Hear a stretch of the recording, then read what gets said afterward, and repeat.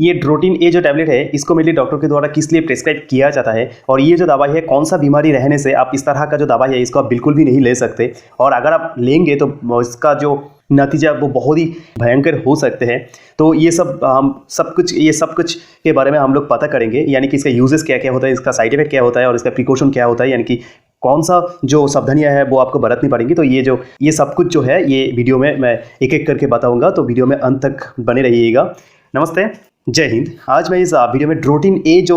Tablet है इसके बारे में बताने जा रहा हूँ। ये जो टैबलेट है इसको तैयार किया गया है वाल्टर बुशनेल के द्वारा, और इसमें कंपोजिशन के तौर पे रहता है ड्रोटावेरिन जिसका क्वांटिटी होता है 80 मिलीग्राम, और इसमें कंपोजिशन के तौर पे रहता है एसिक्लोफिनाक जिसका क्वांटिटी होता है 20 मिलीग्राम, और इसका कीमत होता है 195 रुपये 22 पैसा, और इसमें टोटल 10 नंबर ऑफ टैबलेट ही रहता है एक स्ट्रिप में। अभी अगर बात की जाए इसका uses, side effect and precaution के बारे में, और कौन सा ऐसा बीमारी है या फिर कौन सा ऐसा सावधानियां है जो आपको बिल्कुल बरतनी ही पड़ेगी, और अगर उस तरह का बीमारी के साथ साथ अगर आप ये जो दवाई इसको लेंगे तो बहुत ही समस्या हो सकता है और बहुत ही भयंकर जो प्रभाव है उसका पड़ सकता है हमारी सेहत में, तो उसके बारे में भी हम लोग आगे बताएंगे। तो सबसे पहले हम लोग पता कर लेते हैं कि ये जो दवाई है इसको मेनली डॉक्टर के द्वारा किस लिए प्रेस्क्राइब किया जाता है। तो सबसे पहले ये जो दवाई है यानी कि ड्रोटिन ए जो टैबलेट है इसको मेनली डॉक्टर के द्वारा प्रेस्क्राइब किया जाता है अगर किसी को एब्डोमिनल पेन होता है। यानी कि इसका मतलब क्या होता है, एब्डोमिनल पेन का मतलब होता है कि अगर किसी को पेट में बहुत ज़्यादा मात्रा में दर्द होने लगते हैं, और ये जो दर्द होता है ना यानी कि रिड्यूस एब्डोमिनल पेन, यानी कि हमारे पेट में जो दर्द होता है उसको कम करने के लिए क्या किया जाता है, डॉक्टर के द्वारा इस तरह का जो दवाई है इसको प्रेस्क्राइब किया जाता है। खास करके 12 साल की उम्र से ज़्यादा जिसकी उम्र होता है, 12 साल से ज़्यादा जिसकी उम्र होता है उन लोगों को ये जो दवाई है इसको दिया जाता है। 12 साल की नीचे वाला जो उम्र होता है उन लोगों को डॉक्टर के द्वारा इस तरह का जो दवाई है आमतौर पे नहीं दिया जाता है। अगर डॉक्टर को ऐसा लगता है कि हाँ ये जो दवाई है इसको प्रेस्क्राइब किया जाता है तब करते हैं, लेकिन आमतौर पे 12 साल की ऊपर जो होता है उन लोगों को ही ये जो दवाई है इसको प्रेस्क्राइब किया जाता है। और उसके साथ साथ ये जो दवाई है इसको प्रेस्क्राइब किया जा सकता है अगर पेट में बहुत ज़्यादा उल्टा सीधा महसूस होने लगता है, यानी कि फीलिंग होने लगता है, यानी कि पेट में डिस्कम्फर्ट फील होने लगते हैं। तो इस तरह का जो समस्या है यानी कि बीमार है उसको भी कम करने के लिए और उसको रिड्यूस करने के लिए और उसको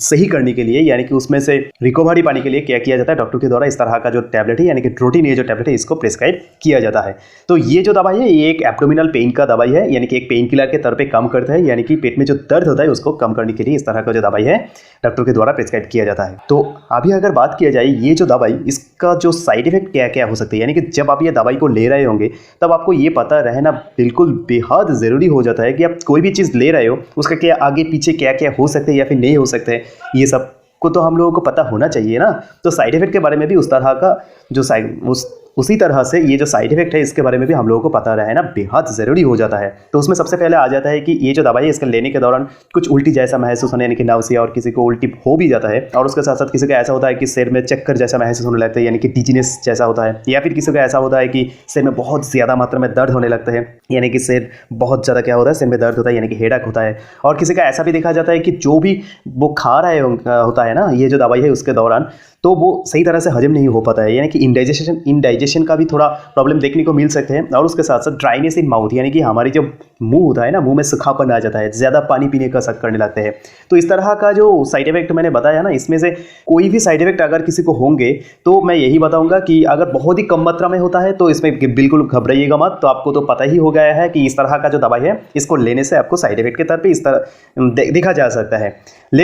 लेकिन जो साइड इफेक्ट मैंने बताया है ना इसमें से कोई भी अगर बहुत ज़्यादा मात्रा में होंगे, जैसे कि स्वेटिंग होता है, यानी कि बहुत ज़्यादा मात्रा में पसीना आने लगता है, अगर पसीना बहुत ही ज़्यादा मात्रा में आने लगेगा तो आपको ये अच्छा सिग्नल नहीं होता है, तब आपको फिर डॉक्टर के साथ परामर्श करना पड़ेगा। तो कोई भी जो साइड इफेक्ट है अगर वो बहुत ही ज़्यादा मात्रा में होंगे तो आपको बिल्कुल डॉक्टर के साथ परामर्श करना पड़ेगा। अगर बहुत ही कम मात्रा में होता है तो आप बिल्कुल घबराइएगा मत, ये सब होता है। और ये जो साइड इफेक्ट है बहुत ही कम मात्रा में होता है, देखा ही नहीं जाता है, फिर भी मैं आप लोगों को बता रहा हूँ सिर्फ इसलिए कि आप लोगों की नॉलेज की वजह से और एक ओवरऑल नॉलेज हो जाए ये जो दवाई इसके बारे में। और इसके साथ साथ अभी अगर बात की जाए ये जो दवाई इसका प्रिकॉशन के बारे में, यानी कि जब आप ये दवाई को ले रहे होंगे तब आपको किस तरह का जो सावधानियां है वो आपको बरतनी पड़ेंगी। तो उसमें सबसे पहले उसमें आ जाता है कि आप किसी भी तरह का जो अल्कोहल है और जो स्मोकिंग वगैरह होता है वो आप बिल्कुल भी नहीं कर सकते। और सिर्फ ये दवाई नहीं, ये जो अल्कोहल या फिर टोबैकोस होता है यानी कि स्मोकिंग वगैरह होता है, ये तो हमारी सेहत के लिए किसी भी हालत में अच्छा चीज़ नहीं होता है ना।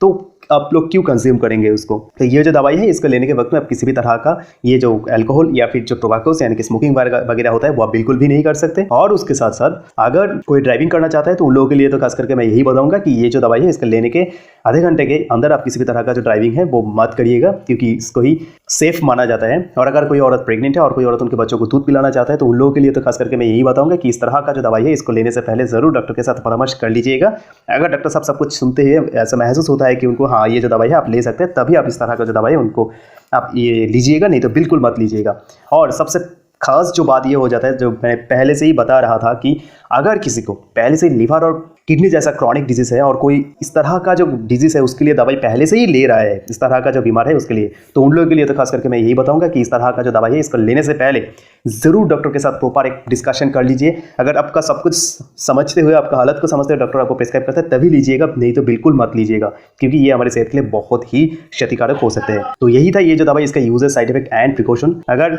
ऐसे एजुकेशनल वीडियो से आप लोगों को थोड़ा सा भी वैल्यू मिलती है तो जरूर आप लोगों की प्यार की तरफ चैनल को लाइक एंड सब्सक्राइब करना मत भूलिएगा, क्योंकि आपकी एक लाइक एंड सब्सक्राइब से हमें बहुत फर्क और मोटिवेशन मिलते हैं। तो मिलते हैं अगली वीडियो में, तब तक के लिए जय हिंद।